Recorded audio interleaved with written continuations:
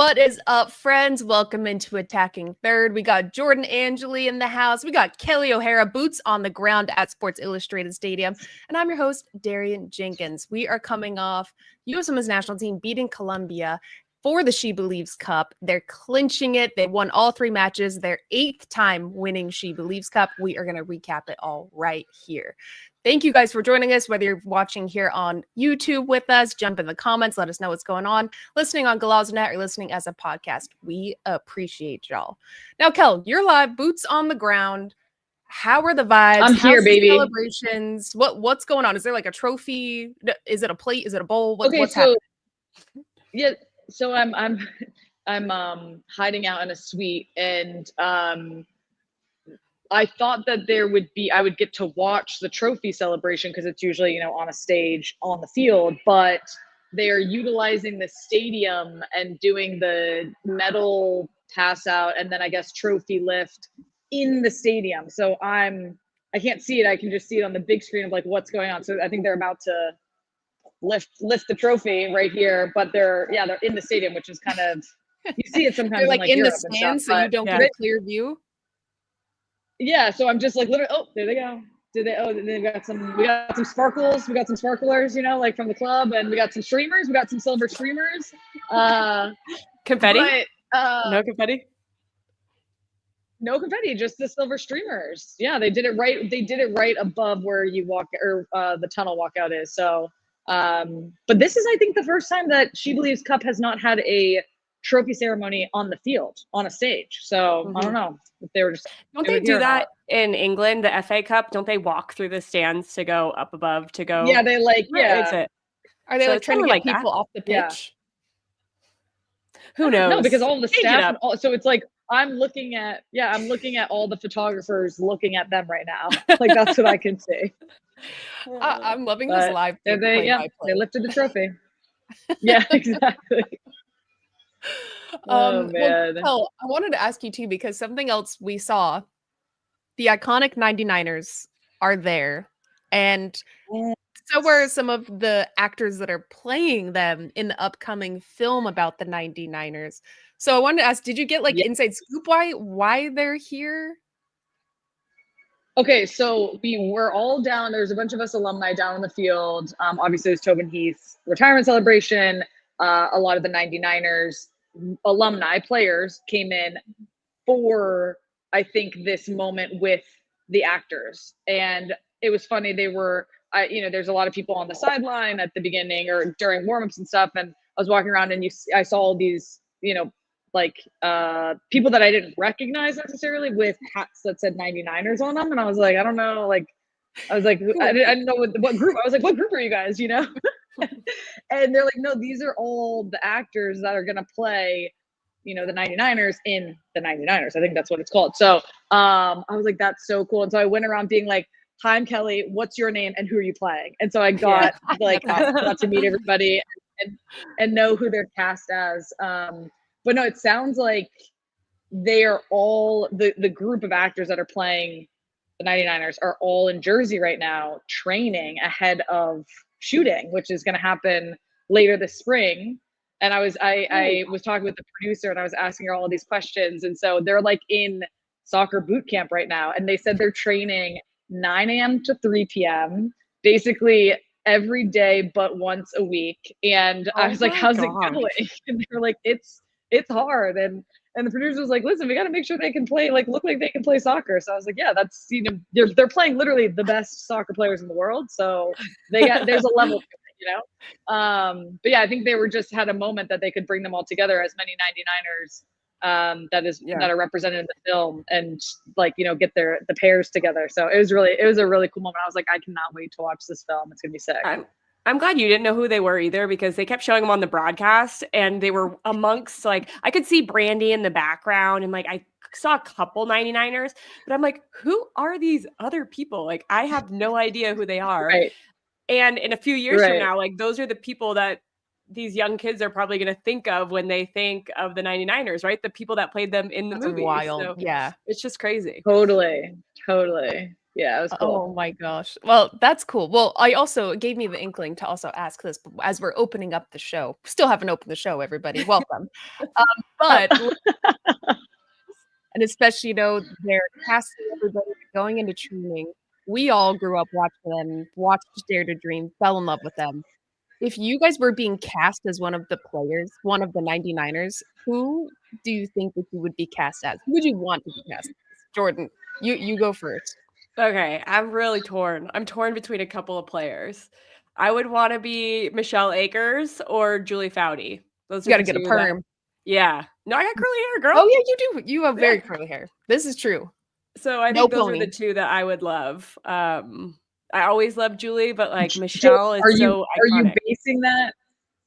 Are you basing that off of who you would like who you wanted to be when you were a kid, or like visually who you think you look the most like, or like I don't think I look like personality? either one of them, but like I wish I was as good as both of them. And I think I always wanted to be Julie when I was growing up, but like the more I learned about that team, the more I loved Michelle.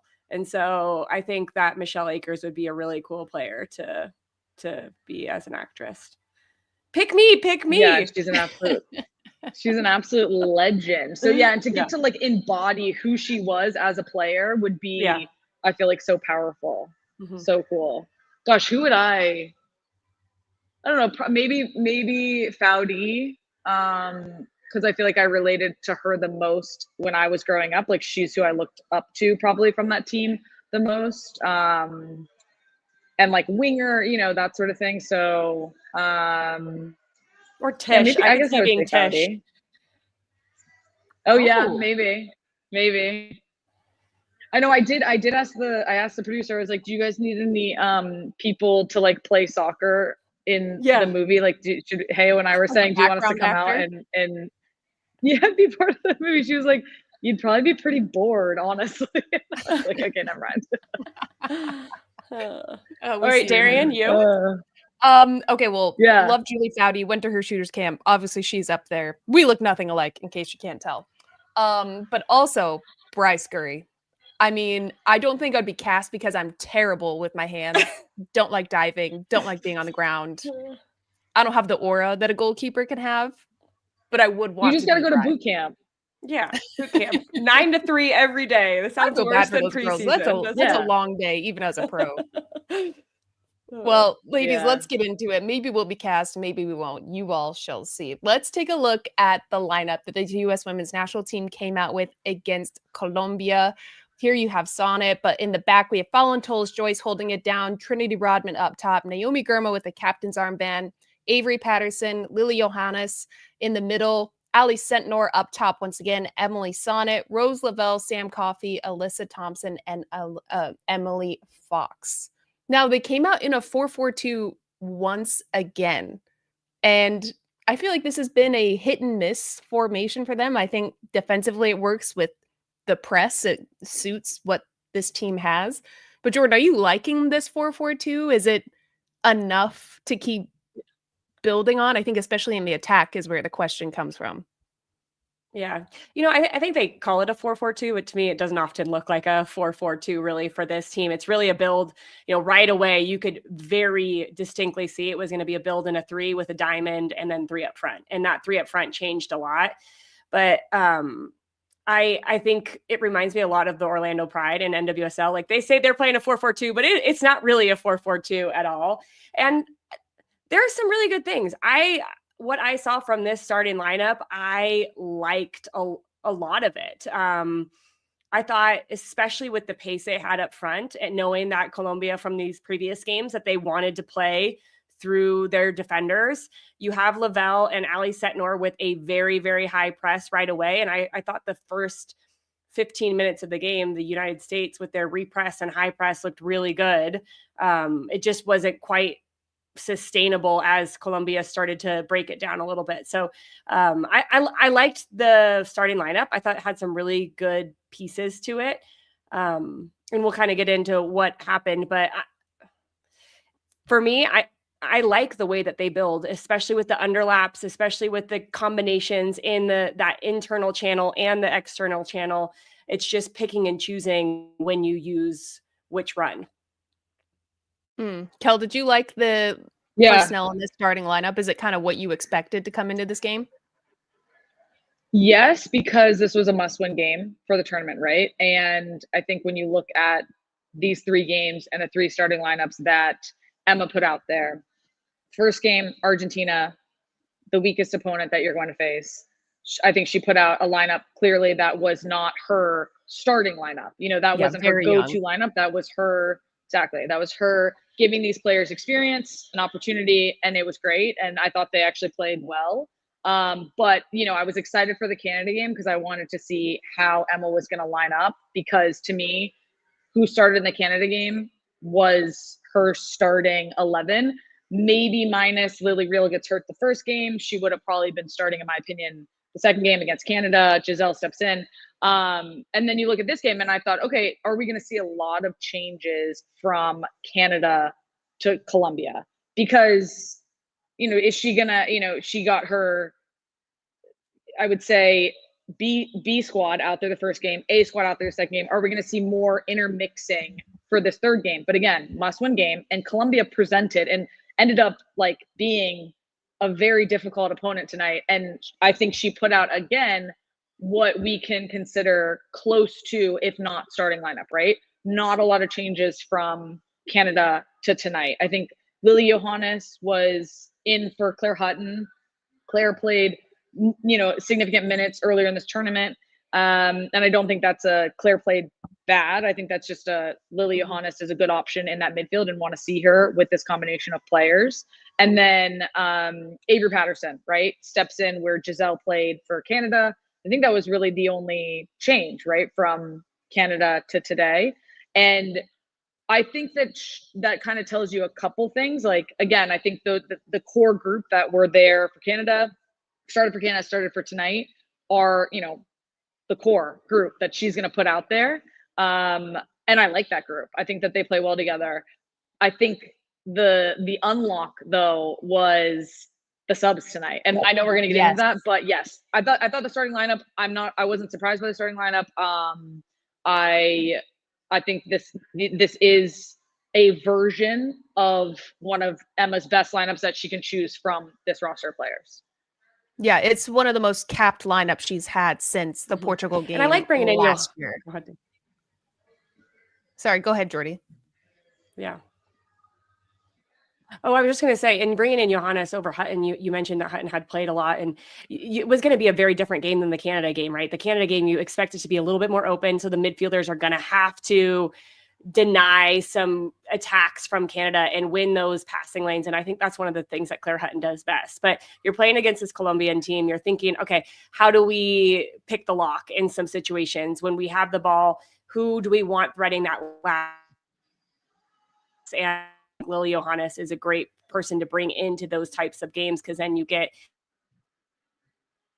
honest, playing higher up the field, who can find the final pass, be really creative in moments. And I feel like there was some really solid performances from this group, but also some performances that felt like, all right, we're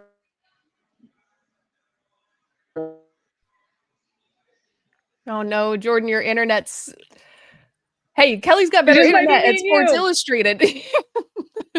Sports Illustrated Stadium doing me a solid right now. Let's go. Oh no, she's back. She's back. We got you again. You know what? Don't you love internet when you have full bars and it still doesn't work? Just like awesome. That's showbiz, babe. That's showbiz, babe. Just the way it goes. Live. Jordan, I agree with what you were saying. I think with what both you're saying, this is the core group going forward. This is who she has the utmost confidence in, that she's going to allow things to work out and not make aggressive changes. She wants them to problem solve and have the challenge. And I think this was actually the perfect test for this group. Let's break it up into the first half. So first half comes out, Colombia looks dangerous. They're good on transition. Linda Caicedo is dominant, breaking through tackles. I think something that Colombia did very well in the first half that the U.S. had to adjust was the physicality. Even though it's expected And Kelley, I want to hear from you too, because you were there on the ground actually seeing how truly physical it was. But even the matchup of Rodman on that right side, anywhere she went, she was getting pulled, she was getting hit, she was getting chirped at, and the Colombian players are smiling around her, and you could kind of see it eat at her. And I think one of the players that stood out in the first 45 was Lily Johannes. I think she rolled with the punches, tactically figured out how to break them down. She was the standout to me, but I don't know if there are many other players I would say figured it out in the first 45 that was effective, in my opinion. Yeah, I agree. Being in person and seeing the whole field, I actually had that thought the second half about how in the past, the US, I think, has had the ability to, okay, we might not score against Colombia in the first half, but eventually we will become the more dominant team as the game goes on because we'll just win out on physicality and endurance, stamina. And as the second half went on, I actually was like, thought to myself, Colombia this whole game has matched us physically, if not gone above and beyond. And they have always been a very physical team.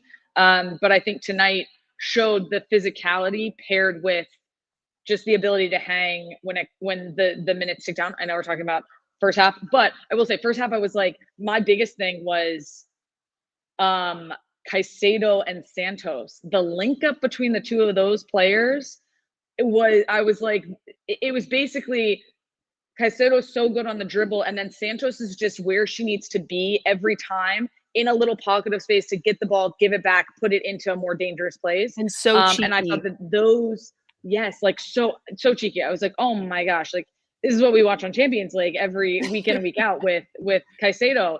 And just her ability on the ball to draw players in, and then Santos was right there when she needed to give it, and she had sucked in as many players as she could and then get it back. So I actually thought the first half, Caicedo and Santos were the two best players on the field.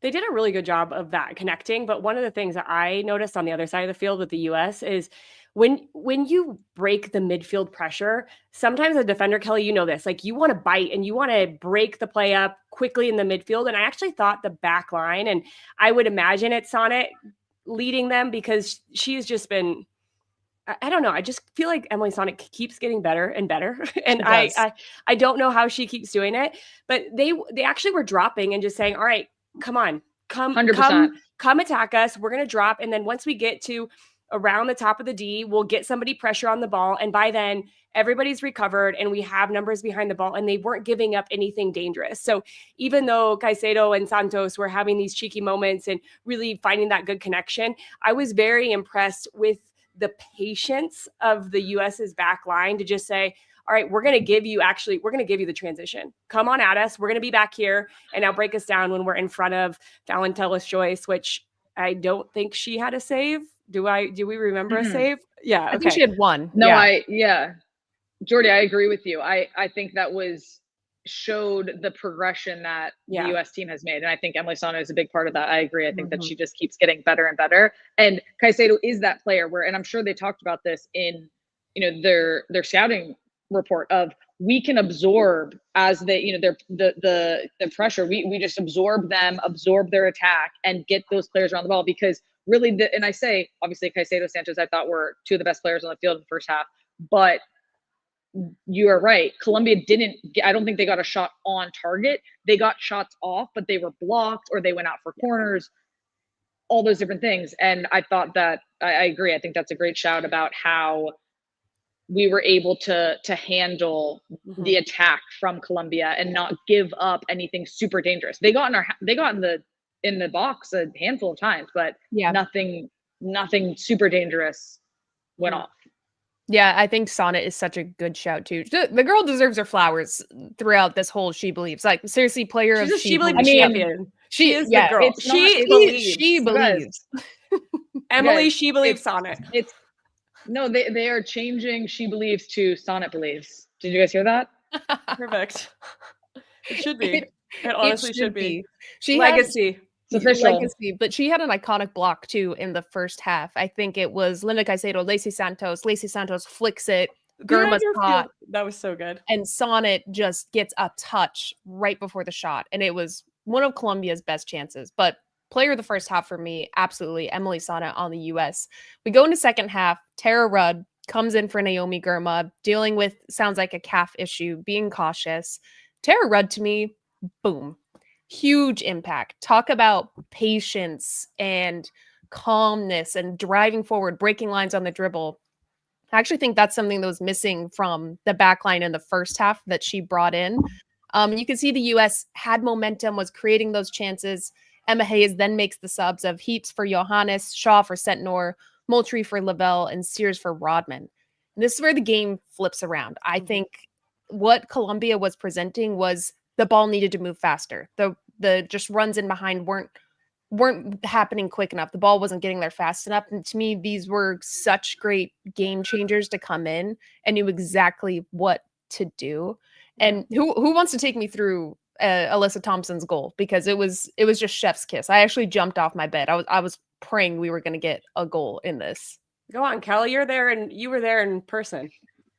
Right. So I didn't get to watch any replays except for like quickly glancing up at the big screen and what they showed here. But basically Jaden was on the dribble and she was kind of giving Caicedo vibes of like drawing players to her.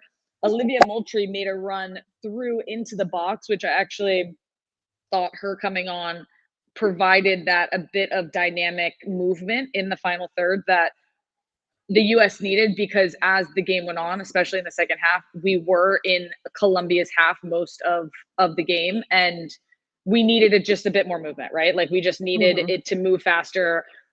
Like individually, the ball needed to move faster, but then players needed to be moving and not getting stuck in their specific pockets. But Olivia Moultrie ran through, and then you see, and she wanted that ball. She wanted Jaden to play her that ball. Jaden held it a little bit longer, and I was like, oh, like maybe give it to her.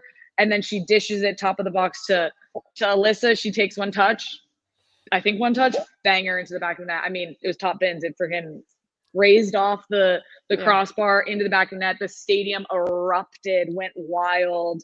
It was awesome. I'll just say it wasn't just all four. I think all four of the subs at that time contributed to that. You mentioned Moultrie, but right behind her was Heaps. Right behind her was Sears. So all three of them press the back line, stretch out, really allow that space at the top of the box to open up. And then it's Shaw, the fourth of those subs, who ends up getting the assist. I love that. And the biggest difference in this game with this U.S. team from, I would say, the moments where you felt like they had something going for them to not, is how fast they were moving the ball. Yes, the movement off the ball was so key. I think Jaden Shaw's entrance, playing as a center forward, not being fancy, saying, I'm going to hold the ball and I'm going to drop it off because I'm going to have Moultrie, I'm going to have Heaps, I'm going to have somebody else going towards me that I can just drop it off to. It really centered them and allowed the movement around Shaw to be a little bit more aggressive. And so I think, yes, all of the subs did a really good job, and it was their movement off the ball. But every good attack the U.S. had, it was in that same structure, the three build with the diamond and the three up front, but it was two touches, but it was quick. Pass, get it to the next person, get it to the next person. Because, Kelley, and Dee, too, when you play these teams who are trying to sit in, you get lulled into playing at their speed. When the U.S. played at their own speed, they could break them down. And that goal in particular was the United States playing at their own speed, saying, I don't care. We're going to find the space and we're going to create it. Yeah, and a chef's kiss goal just to top off the end of the game. 8-time champions, U.S. Women's National Team. We're going to talk about some of our favorite performances from this match after this quick break, so stick with us. This is European soccer's biggest stage. Written in the stars! What a difference she has made! The question is, can you handle it? Can you handle it? The crowd here feels electric. Stream every match of the UEFA Women's Champions League on Paramount+. Whew, that just got me hyped for Champions League. But we've got a game right here we're talking about. Favorite performances of this match. I'm just going to go ahead and kick us off. Guys, I freaking love Lily Johannes. When she's on the pitch, we finally saw in the match against Argentina, more defensive presence. She's not afraid to get into it. She can chirp. She's defensively improved. And then even today, I think she showed how intelligent she is. I think she's one of the players that in the run of the game, she solved the pressure. realizing, okay, what we're trying to do isn't working. I need to dribble to break this. I need to break one line, pass it, get it back, send crosses in. Standout player to me, even though she didn't play the full 90. I just thought she's definitely going to be there for the Japan matches, and I can't wait to see what she does against Japan as well. Yeah. I agree, Dee. I agree with your shout earlier in the show about how, or maybe it was you, Jordy. Oops, maybe it was you. How slotting in Lily in this game, Claire played against Canada. I think, Jordan, did you say this? That it was more for Claire's player profile, right? Lily Johannes, I think for sure, fit this game and what it presented more and allowed that cheekiness. And to me, I think one of Lily Johannes's best characteristics is her final pass. Her ability, she can play any sort of ball, texture, weight, and we need that in the midfield for this team. So yeah, I thought she played really well tonight. Okay, she was on my list too, but can I just say, like, she's young and there's still so much growth for her. I want like a bite to her. I think she needs a bite. Oh, I thought we got it. No, not in like a tackle, not in a tackle bite. Like, okay. When she gets the ball in the final third, I want it to feel like she's like, watch this. Like that. Like she just knows that she can pick the right pass, like not a cockiness, but a confidence about her, because it looks so easy, and maybe it's just easy for her. But like there are moments where everything just feels like it's easy and it's at the same pace. Even in the first half, she had this moment where she's dribbling through the lines and she gets her back to a defender and she just like stutters, stops, and like turns her. It's all one pace as well. Oh, Jordan pause. Amazing. Such a good thought. That your internet is doing you dirty tonight, dude. I know. Whoops. Oh, well. Well, you know what I mean. Lily Johannes is better than my internet by far. Yeah. Oh, man. I would say one of my standout players was Alyssa Thompson. She got, I think she got 2020. I think she was awarded, which I couldn't see, but I think I saw 2026 SheBelieves Cup MVP. Obviously, she scored the golazo tonight. That sealed the win for the U.S. to be champions this tournament. But I just feel like we've really seen her game grow ever since she went to Chelsea. And the moments tonight that she was at the top of the box and got shots off, I was like, this is Alyssa Thompson. This is the Chelsea Alyssa Thompson. Yes. And I love that we, the U.S., now get the Chelsea Alyssa Thompson. And the goal she scored tonight, like, I'm like, she's scored similar at Chelsea. Like this, very dangerous, right at the edge of the box, a little bit off center. So I just think that she, to be able to be a player that this team can look to and say, all right, go score that goal for us. And for her to do that, I think is a great addition that she's added to her game since going to Chelsea. Can I have a question really quick? Because maybe that's all I have with my internet.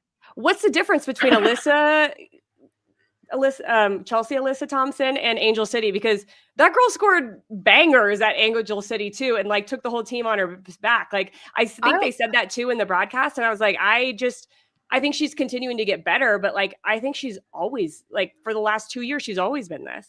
But I think I think it's different. Yeah, I do too, because when she was at Angel City, she was the best player on the pitch. Like everybody knew, hey, we're relying on her to do everything. At Chelsea, she has to compete to get minutes. And I think because of that, we see her now dribbling inside, breaking lines, being more of a playmaker, even her confidence to cut inside and try to curl it or get end line. Like, to me, she's just evolved into more of a full player that's not just so runway one-dimensional. We know she has pace. We know she's good 1v1, but what else can you do? How can you combine? Are you turning on time? And now we see it, and that's how the goal happened. She's the one that set up Shaw, gets it back. Like, to me, she was massive. And also, I think after halftime, my biggest critique that I didn't mention before of her was she was almost playing like marking Linda Caicedo at times. Like, she was literally on the opposite side of the field, tracking her, doing well. Yeah, I doing saw that. defensively. But I was like, why is she so deep? As soon as she started being the transitional player and she was higher up, that's when stuff started to shake and bake and we got the goal. I guarantee the marking of Caicedo was a Emma Hayes. This is what you have to do on both sides. Like, this is what you have to do on the defensive side of the ball, and then you got to go make it happen on the offensive side of the ball as well. Facts. Jordan, who else for you while your internet's good? Yeah. Okay. Great. Awesome. I'm glad I'm still with you guys and I can contribute. I thought there were a number of good performances. I mentioned it, but I think the simplicity of how Jaden Shaw played that 9 position. Granted, it was only 30 minutes. At that time, I think Colombia was a little bit more tired, but Shaw just being a centralized player at moments, saying, "Okay, play the ball into my feet." But then there was a couple of times where she would stretch the back line and find that internal channel to run towards the end line and get the ball and connect. I thought Jaden Shaw looked really good. And you just don't, in that system, you don't have to do a lot as a 9, right? You need to connect your pass. When you get the ball. Oh, no. Here she goes. Yes, she has her own. I know, I just saw it her go own out. cutoff. It's like we need a timer. I feel like it's hitting the same time every time that she goes. Yeah. Oh man. Sorry, Jordan. Man. I don't know. I think we got the gist of what you were saying, though. I'm sorry. Okay, well, no, it's fine. It's not your fault. We do have to shout out. Obviously, we already have, but Tara Rudd thought she played phenomenally well. D too. You had her on your list, and Jordan, you had Sonnet. And I think that both of them played very, very well in the center back position, held it down for the US, kept it on lock. And I think Colombia presented the US with a lot of challenges tonight. And the fact that the defense kept all the balls out of the back of the net, pretty great. Yeah, they got to be over 800 minutes now, right? Because they said 750 during the game. So, oh, wow. Yeah, wow, that's incredible. Big shutout streak. Yeah, I love the shout. Emily Sonnet, to me, if we were giving like another defensive MVP, it'd be her. I've just loved, never had the honor of playing with her, just against her, and sometimes with her and Kelley, and it's a nightmare. But to me, Sonnet's evolution of like being the most intense player on the pitch, like veins pulsing, directing everybody, it's almost, she still does that, but it's just refined, and she's so much more patient. And getting to wear the captain's armband at times, like, to me, it's awesome to watch her, how much she's grown with this team still. And she's such a veteran at this stage, but I love it. To me, this team would not be the same without Emily Sonnet on the pitch. 1,000%. 1,000%. I think she brings such experience and mentality and intensity, and brings everyone along with her in that.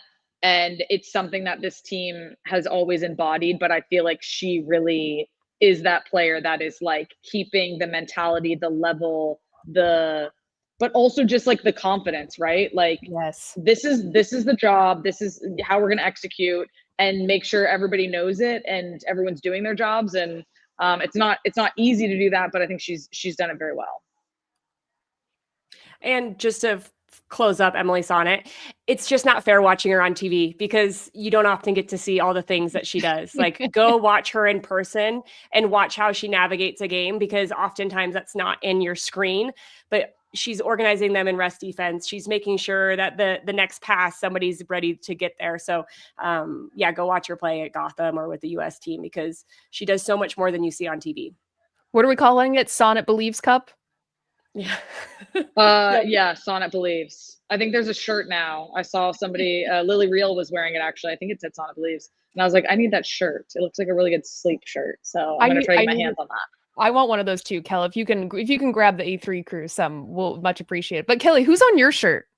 Do you have an iconic person on yours? Oh, good shout. Oh my gosh, I was going to wear a Naomi Girma shirt too, but I didn't last second. Naomi Girma. Yeah, which, she obviously came out at half. Sounds like it, like, I don't think it was from performance thing. I think sounds like it was. Yeah. on the broadcast they said what, like calf or something? Never performance. I also asked that because Yeah, I no. definitely thought it was Tobin Heath on your shirt, because also another Oh, no. iconic player that we are going to be talking about next. So everybody stick with us after this quick break, and we are going to give her her flowers as well. And I won't look back, I won't give up. Look, I'm invincible. I'm invincible. Look, I'm invincible. Welcome back to Attacking Third, friends. As I hinted, we want to give the icon, the player that had the most aura before aura became a thing, Tobin Heath.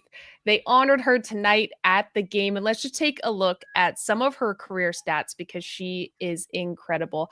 181 caps with the U.S. Women's National Team, 36 goals, 42 assists, two-time Women's World Cup winner, two-time NWSL champion with Portland Thorns, one of those against me, and U.S. Soccer Female Athlete of the Year. I mean, what can't she do? She's one of those players, I mean, similar to Kel. Like, you won everything at every stage of your career, and I feel so honored that I got to grow up watching / play against you guys at certain points. But even with Tobin Heath and looking back at all the iconic moments, Jordan, you've also played with her and played against her. What are your favorite moments that you've had with her on the pitch, off the pitch, seeing her do? Kel, let's start with you. What are some of your favorite moments with Tobin Heath? I'd say one of my favorite moments off the pitch is surfing with her. We have some fun stories from back in the day of us surfing and getting into some situations that we probably shouldn't have gotten into, but we were together. So, but no, I mean, I've known Tobin since I was 15. She was in the first camp that I was ever called to, and I think it was U16 youth team, and she was like a legend already at that point because she was, already a star and already this player that everybody looked to replicate their game after, and just the level that she was at and her ability to control the ball. I remember she, the what she was able to do and the tricks and the juggling, all that stuff. And I was not good back then. So I just want to be like, am I ever going to be able, like, I just want to get back to camp so I can like play with Tobin. So yeah, I mean, and then obviously knowing her from such a young age and everything that she accomplished through her career, and, what a moment tonight for her to get honored. And, I hope she knows how much joy she's brought people watching this game and watching her, and because she had so much joy when she played, and that was contagious on the field. So I was saying to people tonight, I was like, she's one of one, like she truly was one of one as a player, as a person, and yeah, it was a special night tonight for sure. Yeah, I hope we get to see someone who has the same aura about them that Tobin had, because gosh, what a special time that we got to watch her play and be her teammates, right? Kel, you and I got to be teammates with her on a youth national team, and somebody just in the comments said Tobinho, and we were obsessed with that Barca team with Ronaldinho and Xavi and all them, and our coach would call her Tobinho. Like, she had this thing about her that you almost as her teammate would stop and be like, what is she going to do? What is she going to do next? And I think the memories that I remember with her is we got to play on the same side when we were on the under 20s team. And we had a very fluid system. We all were, am I frozen? You're kind of back. For a second, but you're back. Okay. We had a very fluid system, and Tobin and I were on the same side, and it didn't matter if she was playing up top and I was playing defender. We would switch up back and forth. And yeah, some of the best times of my life playing with her beside me. So what a fun player. And I hope she got to keep that painting. That painting was epic. That's hers, right? Tobin, that is pretty epic. Oh, I'm sure she does. I was also thinking, where's she going to put it? Isn't Tobin also an artist? Like, I think I remember seeing how she is. I'm like, where do you put these things? But iconic. She's got to have wall space somewhere. Yeah. Yeah. Oh yeah. If not, new house coming up.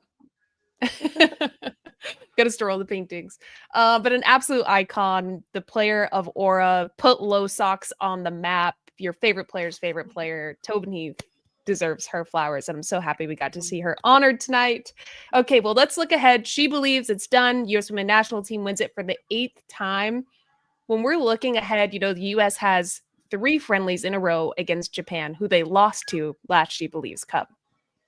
Do you think that this core squad that we're seeing with Emma Hayes now can beat a Japan? Is Japan going to be the ultimate test for how this team is going to look going into qualifiers, Kel?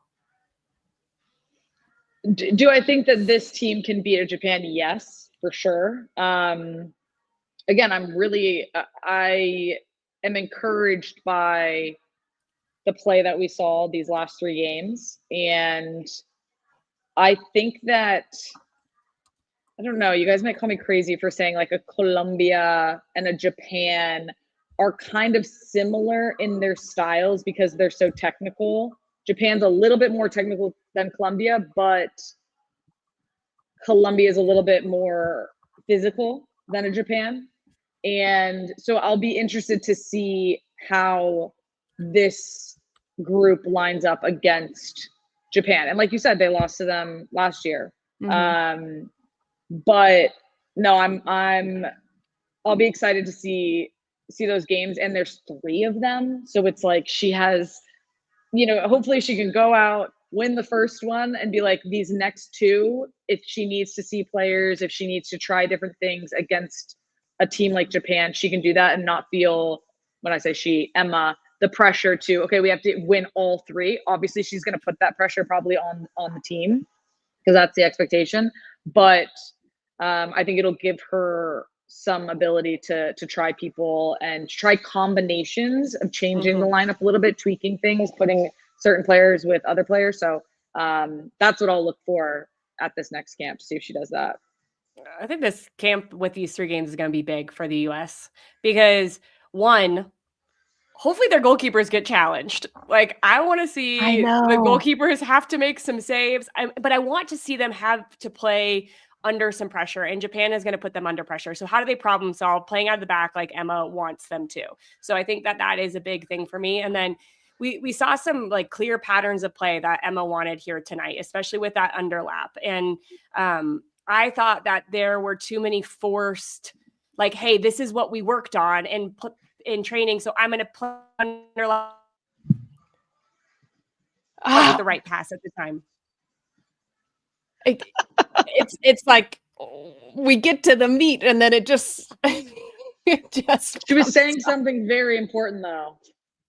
You were saying something very important, Jordan. You paused. Am I back now? Yes. Somewhat. Yeah. Okay. So well, I think that they were forcing patterns of play because that's what they did in training. So can it be more decision making as opposed to, hey, we did this underlap, let's play it. Well, let the underlap run out and then dribble centrally and find the next pass. So just little things that I think that they can evolve with how they're attacking. I also think Japan's such a good test because they're going to have possession of the ball, like very clean, very precise possession of the ball. And I love when we're seeing this US team actually get tested when they have to fully respect what a team can do and how they can hurt you. I think we can always usually out-athleticize teams, be just as physical. They have to be worried about what the U.S. is going to do. But I think playing a team like Japan, you're going to suffer without the ball a lot. Mm-hmm. Yeah. So that's what I'm most looking forward to with this as well. And that's going to open up space for transition moments where you can see Rodman, you can see Sears, you can see Thompson getting in behind with some space behind the back line, potentially. So just a different look. 100%. When we look at who can potentially come into this camp, looking at, Sophia Wilson, Mal Swanson, it is in April. Are there some other players that we would want to see or expect to see? Tierna Davidson is another one as well, depending on their health. Like, how much could those players really shake this team up? Here's the thing. It's crazy to look at who she has here right now in camp, who she put out on the field tonight, not just the starting 11, but the players who came off the bench, right? Because that's what's so scary about this U.S. team is the, the number of weapons they have that they can bring out in a second half, tied 0-0, like need to score goals. And that was the game-changing moment tonight, was the subs coming on, right? They were true game changers. But what's crazy is that we have people sitting at home that could literally be starters on this US team. It's mind-blowing. So like you said a Tierna Davidson, Sophia Wilson, Mallory Swanson, Croy Bethune, Katarina Macario, Michelle Cooper. I know I'm missing them. Michelle Cooper. yeah. I'm missing Emily multiple. Sams. So like it's crazy the depth of this US team that Emma has created intentionally, and hat off to her, because that's her whole plan all along. And now she has such a deep roster to choose from. So I think we're probably going to see a handful of maybe new people come in, depending on where they are in their return to play. But regardless, this team's scary no matter what. Yeah, credit to Emma Hayes, champagne problems, and that is what we love to see with this U.S. Women's National Team. Well, everybody, that is our show. Thank you for joining us. The U.S. is 8-time She Believes champions. Sonnet Believes Cup is what we're calling it. She deserves all of her flowers. I'm here for it. It's gonna stick. It's gonna stick. Everybody, thank you so much for joining us. We really appreciate it. Don't forget, Attacking Third will be back this Thursday at 11 a.m. to preview NWSL opening weekend, baby. It is here, which is scary. That flew by. We cannot wait. From Jordan, Kelley, Phil, and our producer Courtney, I'm Darian, and this was Attacking Third.